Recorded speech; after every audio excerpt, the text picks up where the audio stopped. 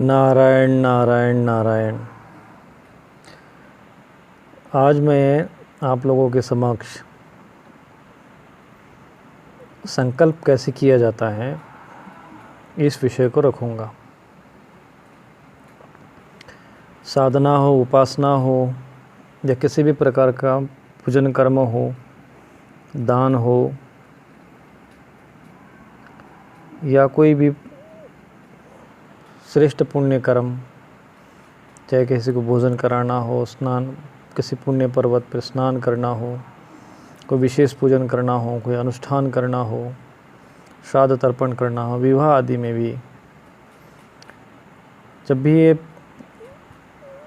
पूजन होता है तो उसमें मुख्य रूप से ये जो कर्म होते, धार्मिक कर्म होते, पुण्य कर्म होते हैं, तो धर्मशास्त्र में संकल्प का विधान दिया हुआ है कि इस प्रकार के धार्मिक सत्कर्म करने के पूर्व उसका संकल्प करना चाहिए, ऐसा शास्त्र में दिया हुआ है। और यदि इस प्रकार का संकल्प नहीं होता है तो वो सत्कर्म जो है, जिस रूप में उसका फल प्राप्त होना चाहिए उस रूप में हमें वो फल प्राप्त होता नहीं है। परंतु अधिकांश शास्त्रों में या जैसे कर्मकांड की पुस्तकों में या जैसे दुर्गा सप्तशती पाठ है, आपने देखा होगा गीता प्रेस की पुस्तक है तो उसमें पाठ का संकल्प दिया हुआ है, या जो पुरोहित वर्ग होता है जो इस प्रकार के धार्मिक कर्मकांड कराते हैं, वे लोग भी जब संकल्प पढ़ते हैं तो बस वो उस संकल्प को उतना विशेष महत्व देते नहीं है।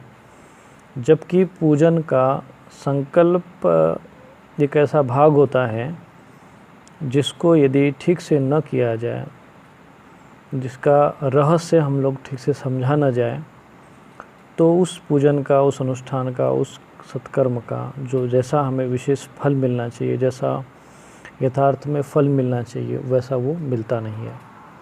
आपने देखा होगा कि जैसे दुर्गा सप्तशती पाठ का ये संकल्प है तो उसमें पाठ इतना, उसमें जब पाठ का जो संकल्प दिया है तो उसमें इतने सारे विषय जोड़ दिए जाते हैं। जैसे आपने देखा होगा संकल्प में होता है ओम विष्णु विष्णु ब्रह्मण आदि, जैसे आदि जो भी द्वितीय परार्ध शिवशतवाहरा कल्प, इस प्रकार का जो संकल्प करने के उपरांत फिर ये होता है कि हम किस लिए संकल्प कर रहे हैं। तो उसमें धर्म, अर्थ, काम, मोक्ष सिद्ध्यर्थे, फिर श्रुति स्मृति पुराणोक्त फल प्राप्त्यर्थे, फिर ना उसमें अनेक चीज़ें, ऐसा परिवार कल्याणार्थे, और फिर मम शत्रु विनाशार्थ, अनेक प्रकार के संकल्प उसमें जोड़ दिए जाते हैं। और जो हम मूल रूप से हम वो पूजन किस कर्म कांड के, किस उद्देश्य के लिए करते, वो स्पष्ट उल्लेख उसमें आ नहीं पाता, और आ भी जाता है तो अन्य चीज़ें भी उस संकल्प के साथ जुड़ जाती हैं। तो जो भी हम अनुष्ठान करते हैं, जप करते हैं, जैसे या कोई धार्मिक संकल्प करते हैं, अन्नदान का, स्नान का, पूजन का, जो भी हम संकल्प करते हैं, तो उस संकल्प के अनुसार जो हम कर्मकांड संपन्न करते हैं तो उससे जो पुण्य उत्पन्न होता है अथवा जप आदि करने से जो ऊर्जा उत्पन्न होती है, वो ऊर्जा अथवा वो पुण्य या जो पुण्य का जो फल है, वो उस कर्मों को जो हमने संकल्प में किया है उस कर्मों को पूर्ण करने के लिए एक प्रकार से वो संप्रेषित हो जाता है। जैसे कि अगर आप कोई कार्य करने के लिए संकल्प करते कि मैं इतना, इस कार्य की सिद्धि हेतु मैं इतना जप करूँगा, तो उस कार्य की सिद्धि के लिए जितने जप की आवश्यकता है, जितना ऊर्जा की आवश्यकता है, उतने जप का हमें संकल्प करना पड़ता है। जैसे सामान्य कर्म करना हो तो उसके लिए वो शास्त्रों में लिखा होता है, और अथवा जो शास्त्र के या उस मंत्र क्षेत्र के ज्ञाता होते उन्हें पता होता है कि किस कार्य की सिद्धि के लिए कितने अधिक जप की आवश्यकता होती है। वो ऐसा क्यों होता है? क्योंकि उस कार्य के लिए जितनी ऊर्जा चाहिए, जितनी क्षमता चाहिए, उतनी ऊर्जा के लिए उतनी संख्या में जप होना आवश्यक है। तो मान लीजिए कि अगर किसी व्यक्ति को किसी एक कार्य की सिद्धि के लिए, जैसे कि मान लीजिए उसका कोई वो किसी परीक्षा में पास होने के लिए संकल्प करता है कि हम इतना जप करेंगे, तो यदि वो संकल्प में केवल अपने परीक्षा में पास होने का ही संकल्प करता है, तो वो जो ऊर्जा है, वो जो शक्ति है, वो जो पुण्य है, वो जो तप है, आपके उस कार्य को यानी अर्थात उस विद्यार्थी को परीक्षा में पास करने के लिए जो भी विघ्न बाधा है उसको दूर करेगा, जो भी आवश्यकता है उसकी बुद्धि को सद्बुद्धि में परिवर्तित करने का प्रयत्न करेगा वो। तो इस प्रकार से वो सारी ऊर्जा उस कार्य की सिद्धि के लिए लग जाएगी। परंतु यदि हम उस संकल्प के साथ में अनेक प्रकार के संकल्प जोड़ देंगे कि हमारे धर्म और अर्थ काम की मोक्ष की सिद्धि भी हो, मेरे परिवार का भी कल्याण हो, तो वो जो ऊर्जा है वो उस प्रकार से वो अनेक कार्यों में एक प्रकार से वो बट जाती है। तो इसलिए कभी कभी हमें उस संकल्प के अनुसार जैसा वो हमें फल प्राप्त होना चाहिए वैसा फल प्राप्त नहीं होता है। तो किसी भी कार्य को करते समय संकल्प का बहुत अधिक महत्व है और अधिकांश लोगों को ये पता नहीं होता है कि संकल्प का क्या महत्व रहता है। जैसे मैंने भी पूजन में देखा है, पंडित जी अपना ही संकल्प पढ़ देते हैं। अच्छा, आप अपना गोत्र बोल दीजिए, फिर आप अपना नाम बोल दीजिए। बस हम लोगों ने गोत्र बोल दिया, नाम बोल दिया, बाकी सारा संकल्प पंडित जी ही बोल दिए। तो इस तरीके से जो कर्मकांड को एक अव्यवस्थित रूप से अशास्त्रीय पद्धति से जब किया जाता है तो फिर उसके जो परिणाम आने चाहिए वो परिणाम अच्छे नहीं आते, शुभ नहीं आते हैं। वास्तु पूजन करना हो, विवाह में यदि कोई भी संकल्प करना हो, तो वो जो पुरोहित होता है उसका ये कर्तव्य बनता है कि शुद्ध रूप से संकल्प बनाकर अपने यजमान से शुद्ध रूप से उसका उच्चारण करवाना चाहिए। तो सर्वप्रथम संकल्प आपका ठीक होना चाहिए, इसलिए वो पहले से अच्छे से लिखा जाए। दूसरी बात, जो व्यक्ति कर रहा है संकल्प वो देखा जाए। अब जैसे उसमें गोदान आदि का भी जोड़ दिया जाता है, फिर गोदान कर नहीं पाते हैं तो कहते नहीं चलो ठीक है गोदान नहीं करना है आपको थोड़ा सा, तो उसमें कुछ अन्य वैकल्पिक वस्तु का रख देते हैं। तो ऐसे कभी संकल्प नहीं करना चाहिए। संकल्प उतना ही करना चाहिए जितना आप पूर्ण कर सकते हैं, चाहे जप का हो, पाठ का हो, अधिक संकल्प करना नहीं चाहिए। तो संकल्प का जो बहुत अधिक महत्व होता है, तो संकल्प में जो हम लोग हाथ में जल लेते हैं तो वो क्या है, जल क्यों लेते हैं हाथ में? क्योंकि वो साक्षी होती है कि हम वरुण देवता, जल में वरुण देवता का वास है, जल अर्थात वरुण देवता, तो उनकी साक्षी में हम लोग संकल्प करते हैं। यदि हम उस संकल्प को पूर्ण नहीं कर पाते हैं तो वरुण देवता को एक प्रकार से प्रकोपित होते हैं, उनका अपमान होता है और हमें फिर जल से संबंधित, रक्त से संबंधित किसी प्रकार के रोग या कष्ट आने की संभावना रहती है। उस संकल्प को पूर्ण न करने के रूप में हमें वो दंड मिलता है। ऐसे ही हम लोग एक प्रकार से हम अग्नि के सामने भी, अग्नि को भी साक्षी मानते हैं, जल को साक्षी मानते हैं, आकाश को भी साक्षी मानते हैं, सूर्य भगवान को भी साक्षी मानते हैं। तो इस प्रकार के जो देवता माने गए उनके साक्षी में, उनके सानिध्य में एक प्रकार से हम लोग ये संकल्प करते, इसलिए संकल्प ठीक से हो ये बहुत आवश्यक है। तो संकल्प कैसे करना चाहिए? पहली बात तो बहुतों को ये भी नहीं पता होता, जैसे कि मैंने दुर्गा सप्तशती पाठ के लिए संकल्प बना दिया था तो अनेक लोगों की तरफ से एक ही प्रश्न आया था कि संकल्प को कितनी बार पढ़ना चाहिए। तो मैंने उनको समझाया था कि संकल्प प्रथम दिन ही पढ़ा जाता है, प्रतिदिन नहीं। तो इस प्रकार से वो प्रथम दिन संकल्प पढ़ लो। जैसे अभी मैंने यहाँ पर आपको वेबसाइट पे श्री दुर्गा सप्तशती पाठ का एक संकल्प दिया होगा, आप डिस्क्रिप्शन में भी आप उसके लिंक में दे देता हूँ। तो उसमें आपने दो प्रकार के मैंने संकल्प लिखे हैं, एक तो संस्कृत में, एक हिंदी में है। बहुत से लोगों की धारणा ये होती कि निसंकल्प यदि संस्कृत में रहेगा तभी पूर्ण होगा, ऐसा नहीं है। संकल्प आप किसी भी भाषा में कर सकते हैं, सरलता से कर सकते हैं। संकल्प में जो आप जिस कार्य के लिए जो कार्य करना चाहते हैं, जिस उद्देश्य के लिए करना चाहते हैं, वो उद्देश्य और वो कार्य का उल्लेख स्पष्ट होना चाहिए। आप जिस स्थान पे कर रहे हैं, अगर आपको गोत्र पता है तो ठीक है, नहीं तो आप अपने माता पिता के नाम का उल्लेख कर सकते हैं कि मैं फलाने जो अपने पिता का नाम उल्लेख करके कि उनका पुत्र, अपनी माता का नाम उल्लेख करके अपनी फलानी माता का और फलाने पिता उनका नाम का पुत्र, इस तरीके से बोलकर भी आप गोत्र की जगह आप अपने माता पिता का भी नाम ले सकते हैं।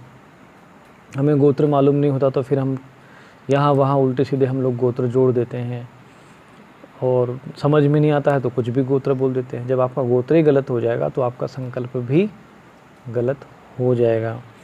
इसलिए यदि आपको गोत्र के विषय में यदि पूर्ण जानकारी नहीं है, निश्चित रूप से ही आपको पता ना हो कि आपका गोत्र यही है, तो आप जब तक यदि मालूम न हो तब तक आप अपने गोत्र का उल्लेख न करें। उसकी जगह आप अपने माता पिता का नाम लीजिए कि मैं अपनी माता का, जैसे अगर यदि है तो मैं अपने पिता का नाम लिया का पुत्र और फिर अपनी माता का नाम लिया, माता इसमें इनका फलानी देवी का पुत्र, इस तरीके से आप ले सकते हैं। तो संकल्प में संस्कृत में भी कर सकते हैं, तो संस्कृत के लिए भी उसमें ब्रह्मणो द्वितीय परार्धे, फिर वारा कल्पे आदि ये सब चीज़ें जोड़ दी जाती है। फिर जनपदे क्षेत्र, आप कौन सा वार है, कौन सी तिथि है, कौन सा, ये सब उसमें उल्लेख किया जाता है। उसके बाद आप जिस कार्य के लिए कर, तो मैंने इसमें संस्कृत में किस प्रकार से सामान्य रूप से किसी पाठ का यदि संकल्प करते तो कैसे करना है। अधिकांश हम लोग संकल्प करते समय अपनी मनोकामनाएं खूब लिख देते हैं। तो मनोकामनाएं खूब न लिख कर जो भी आपकी विशेष मनोकामना हो, जैसे अगर कोई किसी कन्या को किसी विवाह के लिए संकल्प करना हो तो कहने कि उसमें अपने विवाह का ही संकल्प बोलना चाहिए, फिर परिवार के कल्याण का, फिर यहाँ इन अन्य कोई चीज़ें उसमें जोड़नी नहीं चाहिए। उसके लिए आप जैसे कोई एक संकल्प लेते हैं कि आप 21 दिन तक आपको भगवान शिव जी पर जल चढ़ाना है, तो मैं अपने विवाह एक उत्तम वर की प्राप्ति के लिए मैं 21 दिन तक भगवान शंकर जी को 108 बेलपत्र चढ़ाने का संकल्प करती हूँ या रुद्राभिषेक करने का संकल्प करती हूँ। इस तरीके से आपको संकल्प करना चाहिए। आप हिंदी में भी कर सकते, कोई फ़र्क नहीं पड़ेगा, हिंदी में बहुत सरलता होती है। तो मैंने हिंदी में भी संकल्प को लिख दिया, संस्कृत में भी लिख दिया, जैसा भी आप चाहें तो आप लिख सकते हैं, बोल सकते हैं। तो संकल्प के पहले क्या करना है, यदि आपको नहीं समझ में आता तो संकल्प आपको सर्वप्रथम कागज़ पर लिख लेना चाहिए अच्छे से। 1-2 बार पढ़ो कि नहीं संकल्प ठीक लिखा या ना लिखा, इस प्रकार से संकल्प को करना चाहिए। संकल्प एक ही बार होता है अनुष्ठान का, 21 दिन का अनुष्ठान है तो पहले दिन ही संकल्प होगा। प्रतिदिन संकल्प नहीं बोलना चाहिए, बोला ही नहीं जाता है, वो एक दिन ही संकल्प होता है। पहले दिन हम 21 दिन का सीधा संकल्प कर देते हैं। तो यहाँ पे एक मैंने उदाहरण दिया हुआ है, आप उसमें उदाहरण स्वरूप है, इसी प्रकार के संकल्प किए जाते हैं। हिंदी में भी कर सकते हैं, यदि आप अंग्रेजी में करना चाहो तो अंग्रेजी में भी कर सकते हैं। आप जिस भाषा को जानते हो उस भाषा में संकल्प कर सकते हैं। मुख्य रूप से संकल्प होता है, भाषा का कोई इतना उसमें महत्व नहीं है। फिर भी संस्कृत में यदि संकल्प होता है तो वो तो श्रेष्ठ है ही है। संकल्प हाथ में जल लेकर बोला जाता है, जैसे संकल्प बोल के भूमि पर छोड़ दो। तो जल और पृथ्वी दोनों, जल सूर्य यानी पंचतत्व जो है, अग्नि आकाश जो भी है वो इसमें साक्षी बन जाते हैं। जैसे हम जल हाथ में लेते हैं, वरुण देवता हो गए, भूमि पे छोड़ देते हैं तो भूमि जी, धरती माता साक्षी में आ गई क्योंकि संकल्प हमारा भूमि में चला गया। सूर्य भगवान तो होते ही है, दीपक के अग्नि रूप में होते हैं, वायु देवता तो सर्वत्र है ही है, और आकाश तत्व भी उपलब्ध। इस तरह से हम लोग पंच तत्व के साक्षी में संकल्प करते हैं। इसलिए हाथ में जल लिया जाता है और पृथ्वी पर छोड़ा जाता है संकल्प बोलकर।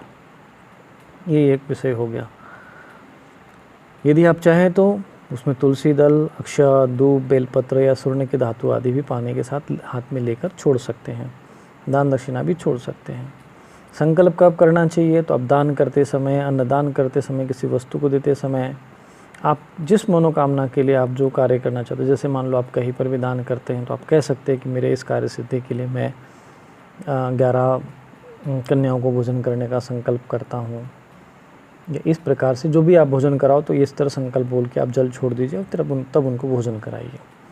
या अपने पितरों के सद्गति के लिए, पितरों की शांति के लिए, पितरों की कल्याण, पितरों को तृप्त करने के लिए आप भोजन कराना चाहते हैं तो हाथ में जल लीजिए और कह सकते हैं कि मैं फलाना नाम का व्यक्ति अपने पितरों के, अपने पूर्वजों के कृपा प्राप्ति के लिए, उनके आशीर्वाद के लिए ब्रह्म भोजन आदि कराने का जो संकल्प करता है। इस प्रकार से संकल्प में किसी भी भाषा का प्रयोग मैंने बता ही दिया कि आप ऐसा निश्चित नहीं है, आप उसी में करो और आप निश्चित रूप से अपने स्वयं ही कर सकते हैं, दूसरों को कराने की आवश्यकता नहीं है। किसी अन्य के माध्यम से करवाना चाहते हैं तो आप करवा सकते हैं, परंतु उच्चारण आपको स्वयं करना चाहिए। सामने वाला व्यक्ति को संकल्प बोलता रहेगा, अब पंडित जी अपना ही संकल्प करके अपना अहम बोल के अहम करिष्ये बोलकर अब स्वयं ही कर देते हैं आपका संकल्प, तो फिर वो फल एक प्रकार, वो संकल्प एक प्रकार से वो पुरोहित के द्वारा किया हुआ माना जाएगा, आपके द्वारा किया हुआ नहीं माना जाएगा। इस प्रकार से संकल्प के विषय में हाँ तिथि का, कार्य का, उद्देश्य का स्पष्ट उल्लेख होना चाहिए। इन सब बातों का ध्यान रखना चाहिए। तो ये संकल्प के विषय में बहुत अधिक महत्वपूर्ण विषय हैं जो आप लोगों के समक्ष रखा है। और जब भी कोई यहाँ पर अनुष्ठान आदि हम कराते हैं तो उसमें भी संकल्प निश्चित होना चाहिए कि आप कितने दिन तक और कौन से मंत्र का अनुष्ठान कर रहे हैं, कितने दिन तक कर रहे हैं, किस उद्देश्य के लिए कर रहे हैं। इस प्रकार का जैसा आप स्पष्ट उल्लेख कर सकते हैं आप उसमें संकल्प में करना चाहिए। और कोई अनुचित कर्म के लिए संकल्प नहीं करना चाहिए, क्योंकि फिर उसका परिणाम अच्छे नहीं आते हैं। शुभ कर्म के लिए करना चाहिए। अधिकांश देवताओं के लिए जैसे अगर हम लोग कोई पाठ करते, कुछ भी करते हैं तो विशेष संकल्प नहीं करना चाहिए। केवल उसमें 2 चीज़ें विशेष जोड़ना चाहिए कि जिस देवता के लिए करते उस देवता की प्रसन्नता के लिए, जैसे हमने यहाँ पे लिखा है श्री भगवती देवता प्रसन्नार्थे, और फिर मम सपरिवार से कल्याणार्थे च, बस 2 चीज़ें आप जोड़ दीजिए तो उसमें सारा विषय आ जाता है सहज भाव से। फिर धर्म, अक्षर, श्रुति, स्मृति, दुनिया और कई सब मंत्र सब जोड़ने का क्या, उसमें कोई आवश्यकता नहीं होती है। तो संकल्प को बहुत विस्तार रूप देना भी शुभ नहीं होता। और वो पूजन और जप की जो ऊर्जा है, यदि उस अधिक संकल्प के, अधिक कार्यों की मनोकामना के लिए अगर हम संकल्प करेंगे तो वो ऊर्जा कम पड़ जाएगी, वो पूजन का पुण्य कम पड़ जाएगा, तो वो संकल्प सिद्ध नहीं होगा, वो कार्य सिद्ध नहीं होगा। तो ये सारे संकल्प के कुछ ऐसे गूढ़ रहस्य होते हैं जो सामान्य लोगों को ये चीज़ में समझ से थोड़ा सा परे का विषय होता है। तो आप इस संकल्प के माध्यम से कोई भी आप पूजन या सत्कर्म करेंगे तो उसका एक विशेष फल होगा। इसलिए आपके समक्ष ये मैंने विषय रख दिया है। और इस विषय में किसी प्रकार का कोई प्रश्न या संदेह हो तो आप आश्रम के नंबर पर व्हाट्सएप संदेश भेज सकते हैं। यथाशक्ति आप लोगों का समाधान करने का प्रयत्न किया जाएगा। नारायण नारायण नारायण।